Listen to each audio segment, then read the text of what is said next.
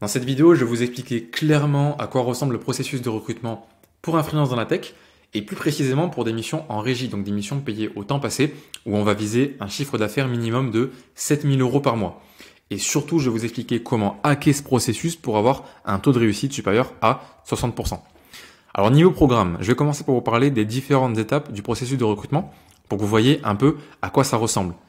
Ensuite, je vous parlerai des règles d'or à comprendre absolument si vous voulez avoir une chance de réussir vos entretiens de façon prédictible. Après, je vous partagerai mes astuces et mes leviers pour réussir chaque type d'entretien que vous allez croiser. Même la partie technique qui fait en général peur à beaucoup. Et pour finir, je vous montrerai en bonus des astuces de filou à la limite de l'éthique pour avoir encore plus de chances de réussir vos entretiens. Donc niveau contexte, pour ceux qui ne savent pas, moi je suis développeur Python, développeur freelance. J'ai mis un cœur parce que Python j'aime beaucoup, ça m'a fait générer plus de 110 000 € de chiffre d'affaires grâce à des missions en régie, donc des missions en freelance en régie, payées au temps passé. Là vous avez mon relevé Conto. Sachez que j'accompagne aussi des salariés et des freelances à faire comme moi, donc à trouver des missions en régie, payées au temps passé, et je leur garantis un chiffre d'affaires minimum de 7 000 € par mois avec mes méthodes. Ok, donc sans plus tarder, on va commencer par la partie process d'entretien, à quoi ça ressemble concrètement. Alors vous vous demandez sûrement pourquoi il y a Mario Kart sur le schéma, vous verrez juste après pourquoi. Pour commencer, le point d'entrée numéro 1, ça va être la prise de contact. C'est pas le sujet de la vidéo, mais il faut savoir que c'est un point important. Il va y avoir une prise de contact via email, via DM, via ce que vous voulez, qui va mener à l'appel d'intro. L'appel d'intro, c'est le premier step, la première étape du processus. Partant de ce step-là, vous allez avoir deux chemins. Le chemin Mario Kart et le chemin normal. Le chemin normal, il vous mènera à l'entretien technique de l'ESN. Je n'ai pas précisé, mais on va considérer qu'on passe par une ESN, donc un intermédiaire, pour arriver à trouver nos missions avec des grands comptes. Donc le process ressemblera à ça. Vous allez avoir un test technique qui sera souvent asynchrone, ce qui veut dire que vous allez le faire de votre côté, sur un site comme Coding Game. On verra juste après qu'est-ce que c'est Coding Game.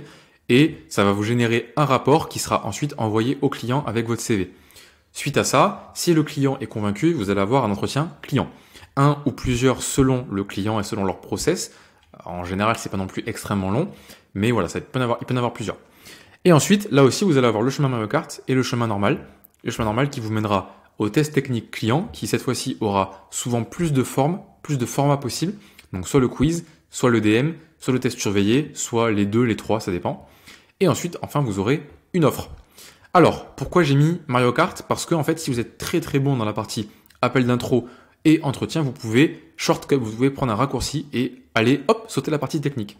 Et pour ça, il faut faire une très bonne impression.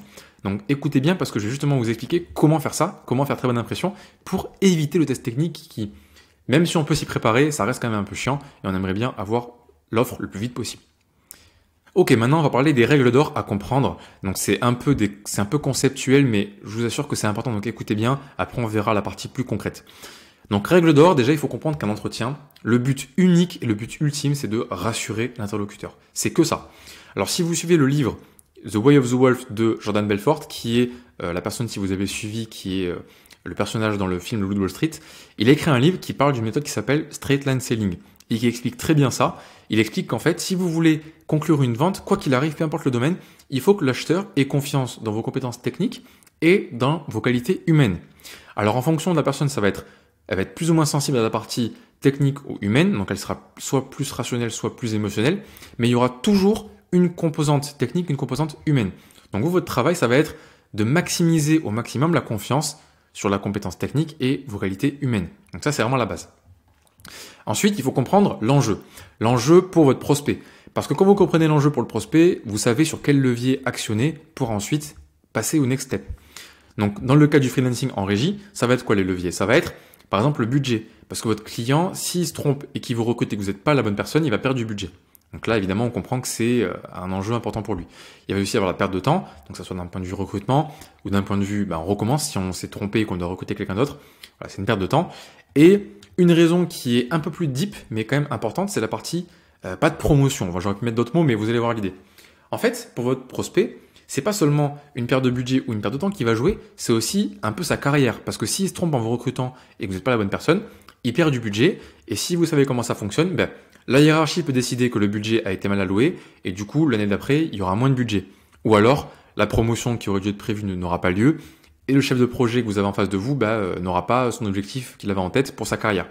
Donc en fait, quand vous comprenez ça, vous vous rendez compte que ce qu'il faut faire, c'est faire comprendre au prospect qu'avec vous en tant que candidat, il va minimiser le risque de tout ça.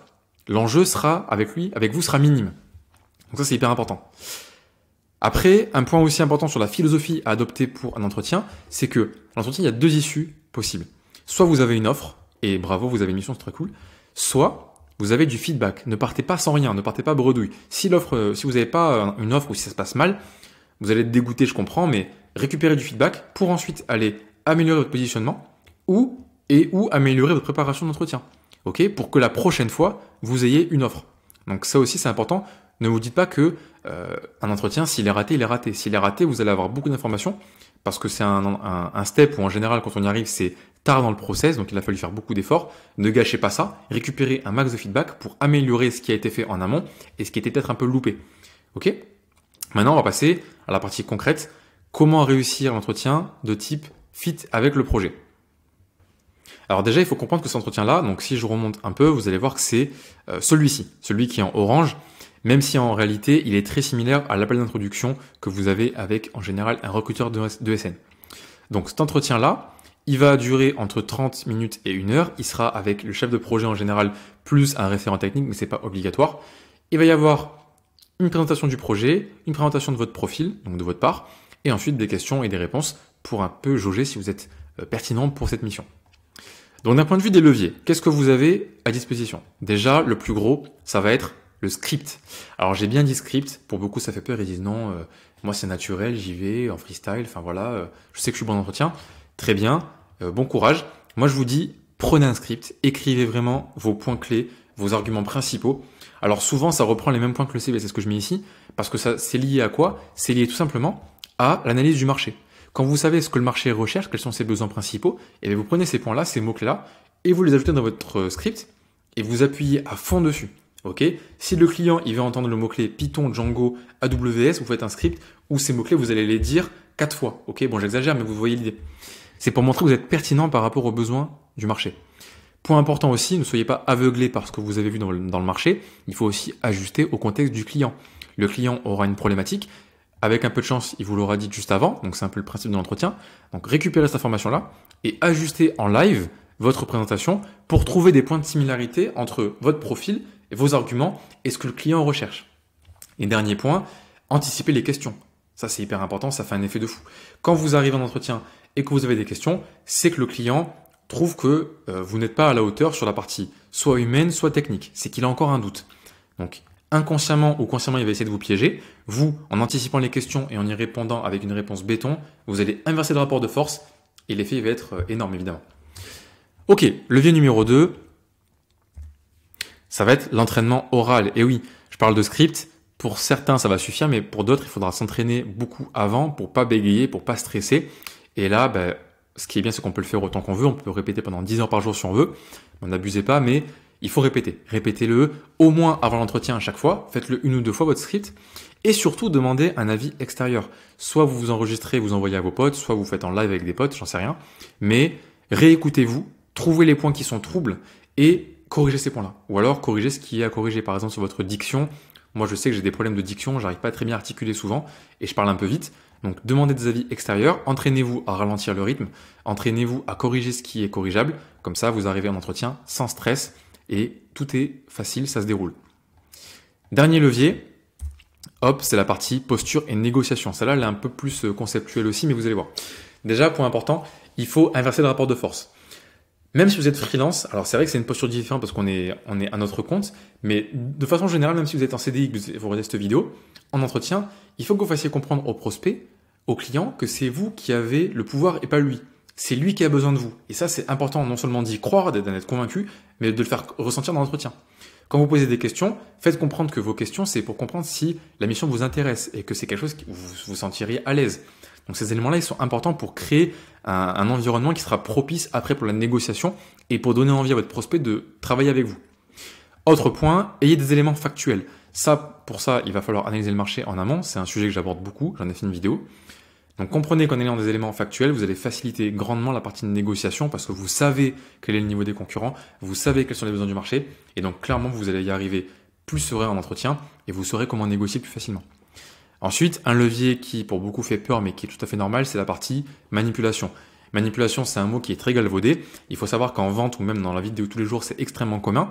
Quand vous comprenez comment ça marche, vous pouvez non seulement vous protéger de ce qu'on fera en entretien avec vous, que ce soit votre client ou votre recruteur, mais vous pourrez aussi utiliser ça sur votre client.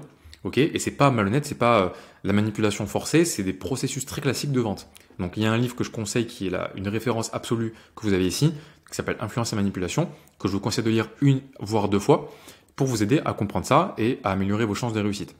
Et enfin, dernier point qui est un peu la base, mais je le répète, c'est l'écoute active.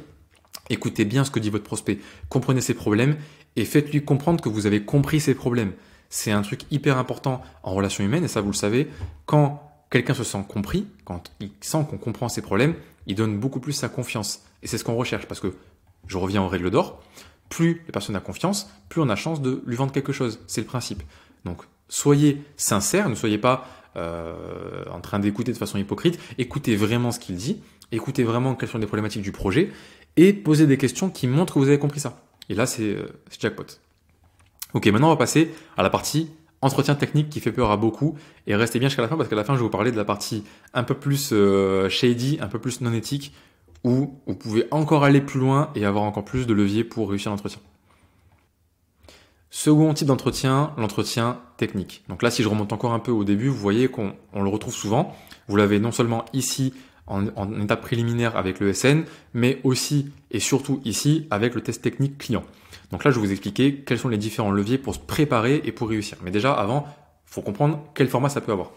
Donc en général, ça dure entre 30 minutes à plusieurs jours, si vous avez par exemple un DM à faire. Ça peut être asynchrone ou en direct, donc en visio ou même en présentiel dans les bureaux du client. Il peut y avoir un ou plusieurs référents techniques, ou alors même aussi le chef de projet. Et ça peut avoir un format de type quiz, comme je l'ai dit, DM ou un test en direct.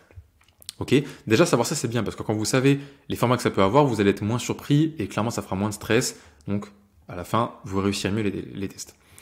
Premier point pour se préparer, c'est revoir les fondamentaux théoriques. J'ai pris l'exemple de Python, mais ne pensez pas que vous avez forcément le niveau qui est nécessaire. C'est souvent le cas, mais vérifiez-le avant, revoyez les fondamentaux, revoyez les méthodes built-in de votre langage, j'en sais rien. Les choses qui sont un peu cons, mais on peut se louper en entretien et ça la fout mal. On passe un peu pour un amateur, ça m'est déjà arrivé, donc je vous le dis. Revoyez les fondamentaux, ça vous prendra même pas 2 heures de votre langage, de votre outil, et au moins c'est fait. Numéro 2, hop, ça va être les quiz d'entraînement. Alors ça, vous en avez une flopée, j'ai encore pris l'exemple de Python. Vous cherchez interview questions sur YouTube ou sur Google par rapport à votre langage, votre techno, vous allez retrouver des dizaines de sites, des dizaines de vidéos qui reprennent les questions qui reviennent souvent et qui vous font revoir un peu les fondamentaux techniques et théoriques de votre langage. Donc c'est toujours bon à prendre. Faites ça aussi pendant quelques jours, ça sera toujours utile en entretien. Après, pour la partie coding game. Donc coding game, ça ressemble à peu près à ça. Bon, pas vraiment exactement ça, mais c'est un peu l'idée. Vous allez avoir des tests avec des mises en situation un peu farfelues et un encadré pour faire du code. Et vous pourrez tester votre code avec différents jeux de tests. Le but, c'est en gros de résoudre un problème dans une durée de temps limitée. Ça mettra en jeu des compétences relativement basiques de votre langage, voire plus avancées si vous êtes senior, mais ça va jamais être des trucs extrêmement compliqués en général. Il faut savoir que le format que vous avez là, c'est le format que vous avez en test technique côté pro, mais Coding Game, c'est aussi un site où n'importe qui peut s'inscrire pour faire des jeux, c'est un peu sous forme de jeu, et vous allez avoir des trucs qui ressembleront beaucoup à ça. Vous allez avoir des mises en scène un peu farfelues avec des tests à résoudre. Donc entraînez-vous, créez-vous un compte sur Coding Game, habituez-vous au format, habituez-vous à avoir un timer, et quand vous aurez le test de type pro, donc avec le rapport à la fin, vous serez préparé à ça. Sachez aussi qu'il y a un truc qu'il n'y a pas dans la partie publique de Coding Game, qui est la partie test théorique, où vous avez des sortes de quiz sur les fondamentaux de votre langage. Mais ça, si vous avez revu les questions d'interview et les fondamentaux, ça ne sera pas un problème. Donc moi, je parle surtout de la partie en pratique. Ok, prochaine astuce, hop, ça va être les projets perso. Alors ça, c'est compliqué à mettre en place rapidement, mais si vous avez l'habitude de créer des projets perso, tout ce qui va être DM et tests techniques en live, ce qui sont les tests les plus compliqués en général, vous allez être beaucoup plus à l'aise. Parce que vous êtes habitué à prendre une problématique, prendre une feuille blanche et dérouler. Habituez-vous à faire ça, et ces tests-là vous feront pas du tout peur, et ça sera pas du tout un facteur de stress pour vous. Ok ? Donc ça, c'est un travail plutôt sur le long terme, mais sachez que ça peut beaucoup vous aider pour ces tests-là. Et enfin, dernier levier pour ça, c'est aussi pour la partie test technique en live qui fait peur, c'est les mises en situation. Alors ça, soit vous demandez à un pote de vous faire un test qu'il va trouver sur Coding Game par exemple, et de vous le faire en live avec un timer, etc., et en mettant un peu de pression, Soit vous le faites avec des sites dédiés qui existent pour ça. Je crois que vous avez LeetCode, HackerRank qui propose ce service-là. Mais de façon générale, il faut vous habituer à résoudre des problèmes avec un peu de stress, avec un timer, et à aussi expliquer en live comment vous raisonnez. Parce que l'enjeu, non seulement de ces tests-là, c'est pas forcément juste de résoudre la problématique, mais aussi d'expliquer comment vous raisonnez. Donc de parler en direct de votre raisonnement, de dire ah, alors ça, je pense que je vais résoudre comme ça. Là, je fais une fonction. Et quand ça marche pas, ne pas être frustré et dire ok, ça marche pas. Donc là, pour résoudre mon problème, je vais faire comme ça, comme ça, comme ça. Donc c'est bien de se mettre en situation pour après être moins stressé et prendre ce réflexe de résoudre des problèmes un peu, c'est un peu bizarre, mais de résoudre ces problèmes-là en parlant à voix haute, avec une contrainte de temps et en expliquant vraiment à quelqu'un comment on fait. Donc ça, c'est les leviers principaux. Si vous faites ça pour vous préparer, vous allez arriver en test technique serein, pas de problème. Il y aura évidemment toujours une petite part de stress, mais avec ça, elle sera minimisée à fond. Donc si vous êtes du genre à paniquer un peu comme moi et que vous n'êtes pas confiant de vos capacités, même si vous êtes bon techniquement, préparez-vous à fond en amont, parce que ça dépend que de vous. Si vous voulez passer 10 heures par jour, c'est pareil, vous pouvez le faire. Donc préparez-vous en amont et vous allez éliminer le plus possible ce stress-là. Ok, maintenant on va passer à la partie astuces de Philou, elles sont juste en dessous. Mais avant ça, sachez que si vous êtes salarié dans la tech actuellement ou en freelance et que vous voulez passer freelance en régie, trouver des missions payées 7 000 € par mois minimum, sachez que vous avez un appel de coaching gratuit, donc il y a un lien en dessous pour réserver l'appel avec moi. Il n'engage absolument rien cet appel. Je vais reprendre votre profil avec vous et on va voir les différentes actions que je pourrais vous conseiller pour trouver une mission sur les prochaines semaines ou les prochains mois. Et si ça vous intéresse, je vous expliquerai comment j'accompagne des profils similaires aux vôtres pour trouver une mission de façon garantie à 7 000 € par mois minimum. Ok, donc pour la partie astuces de Philou. Première astuce, ça va être Glassdoor. Donc si vous ne connaissez pas, Glassdoor, c'est un site qui va répertorier des retours anonymes de personnes qui ont fait des entretiens. Il n'y a pas que ça, mais c'est la partie qui nous intéresse, où ils vont dire leur expérience, elle était positive ou négative, s'ils ont été acceptés ou pas, et surtout, ils vont expliquer qu'est-ce qu'ils ont eu comme question et comment ça s'est passé en fait. Ils vont dire, par exemple, process, donc j'ai eu tel entretien qui a duré une demi-heure, après j'ai eu ça, et j'ai eu telle question, et j'ai eu tel entretien technique après. Et en fait, ça, c'est une mine d'or. Parce que quand vous savez ça, et que vous savez qu'en général, les recruteurs ne se renouvellent pas trop au fil du temps, vous pouvez vous préparer en amont pile à ça. Donc si vous savez qu'en général, une entreprise aime beaucoup les tests théoriques sur Python avec des questions sur une thématique en particulier, vous allez pouvoir préparer ça en avance comme un petit filou et arriver en entretien, hop, la fleur au fusil et tout rafler. Donc ça, c'est une astuce que je vous conseille. Créez-vous un compte sur Glassdoor, vous allez voir, c'est une mine d'or. Inconvénient, c'est surtout pratique pour les grosses boîtes, enfin pas forcément les plus grosses boîtes du monde, mais des boîtes où il y a suffisamment de data pour avoir des entretiens récents et des retours récents. Des fois, vous allez en retrouver qui sont assez datés, donc ça aura moins de valeur, mais sachez que ça existe. Deuxième information, un peu dans la même veine, ça va être les informations d'insider. C'est un peu pareil, mais là, ça va être encore plus frais. Vous allez demander aux recruteurs qui vous accompagnent dans ce projet, qui travaillent dans le SN et qui vous accompagnent, quelles sont les questions qui reviennent souvent. Alors, soit il vous les dira lui-même, soit il faut lui tirer les verres du nez, mais en général, vos recruteurs ont déjà bossé avec les clients avec lesquels ils vous envoient en mission. C'est le principe, il y a des accords qui sont faits, il y a des clients historiques, donc servez-vous de ça et essayez de trouver un max d'infos sur le client. Quel test il fait passer à ses candidats, comment ça marche, est-ce qu'ils sont plutôt stricts, est-ce qu'ils sont plutôt chill, et après vous allez avoir encore plein de leviers pour préparer. Ou alors, si ils vous disent rien, vous pouvez aller encore plus dans le direct et aller demander aux salariés dans la boîte qui ont été recrutés récemment. Comment les trouver? Très simple, LinkedIn. Soit vous avez Sales Navigator et vous pouvez filtrer par durée de contrat pour voir ceux qui sont arrivés récemment, soit vous pouvez aller chercher à la main, vous cherchez développeur Python dans une entreprise, ils vont vous leur sortir et vous envoyer un message à chacun d'eux. Ça peut être hyper utile, moi je me sers de ça à chaque fois et ça m'a beaucoup aidé. Dernier levier, plus psychologique, ça va être une astuce que je vous conseille de mettre en place qui est, je pense, une des astuces les plus utiles. Ça sert à rien de chercher des trucs hyper avancés de psychologie, c'est répéter et amplifier ce qu'on vous dit. Ça, c'est pareil quand je vous parlais de faire comprendre au prospect que vous comprenez ses problématiques, c'est exactement ça. Quand il va vous expliquer qu'il a une problématique dans son projet, il va vous dire, nous, voilà, on développe une application, mais on a des gros problèmes de performance parce qu'on utilise Django alors qu'il faudrait qu'on utilise FastAPI. Voilà. Bon, on s'en fout de ce que j'explique là-dedans, mais en gros, vous, ce que vous allez vouloir faire, c'est répéter ce qu'il a dit et amplifier les problèmes, si c'est possible. Donc, par exemple, quand ça sera à vous de parler, vous allez dire, si j'ai bien compris, vous avez des problèmes de performance parce que vous passez sur Django au lieu de passer par FastAPI. Et donc, bon, là, j'exagère le trait, mais il faut répéter en gros ce qu'il vous a dit. Donc, ça va lui faire comprendre que vous avez bien écouté ce qu'il a dit. Et après, vous pouvez amplifier les problèmes si jamais vous sentez que vous avez une carte à jeu par rapport à ça. Si vous avez par exemple une expérience similaire où vous pouvez parler des conséquences que ça a eu d'avoir des problèmes comme ça, amplifiez le problème pour rendre encore plus urgent le fait de travailler avec vous. En plus, non seulement il va voir que vous êtes mature par rapport à ce problème-là, que vous le comprenez, mais en plus que vous saisissez l'enjeu que ça a, et du coup, il va encore plus avoir envie de résoudre ce problème vite et avec vous. Donc ça, c'est une astuce que je vous conseille de mettre en place et qui peut beaucoup vous aider pour vous mettre le client dans la poche. Donc voilà, dernier point un peu à comprendre, c'est que en entretien, c'est pas le meilleur qui va réussir, c'est le mieux préparé. C'est une phrase un peu à la con qui va parler à beaucoup de gens qui ont fait des études universitaires ou quoi. En examen, vous allez voir souvent, c'est pas les meilleurs de la classe qui réussissent tout le temps, c'est ceux qui se préparent comme des cons. Ok, vous passez 3 semaines à vous préparer, vous allez battre le premier de la classe. Ok, pas de bol, souvent les premiers de la classe, ils sont premiers parce qu'ils font ça. Donc ce qu'il faut comprendre, c'est que même si vous êtes très bon techniquement, il faut pas avoir d'ego et se dire ok, je suis très bon techniquement, c'est bien, mais je vais travailler sur le reste, je vais travailler sur la partie humaine, je vais travailler sur mon stress, sur mon script, sur la confiance que je dégage à mon client pour assurer le coup. Et c'est que comme ça que vous allez réussir à avoir un taux de réussite qui sera élevé et contrôlable. Donc retenez bien ça, retenez bien le process, retenez bien les différents leviers que vous avez à chaque étape pour réussir l'entretien et ça va passer comme dans du beurre, ça va être juste une formalité pour vous. En tout cas, c'est le but, il faut arriver que ça soit une formalité. Ok ? Donc pour rappel, si vous êtes salarié dans l'IT et que vous voulez passer freelance, ou vous êtes freelance actuellement et que vous voulez trouver des missions en régie, donc des missions payées au temps passé, sachez que j'ai un accompagnement que je peux vous présenter dans un appel gratuit. L'appel vous engage absolument à rien.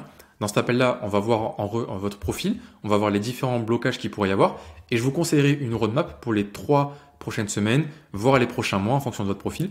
Et à la fin, si ça vous intéresse, je vous expliquerai en quoi consiste mon accompagnement, quels résultats j'ai eu avec des profils similaires à vous et on verra si on peut travailler ensemble, quoi. Ok. Donc, je vous dis à la prochaine pour une prochaine vidéo. Allez, ciao.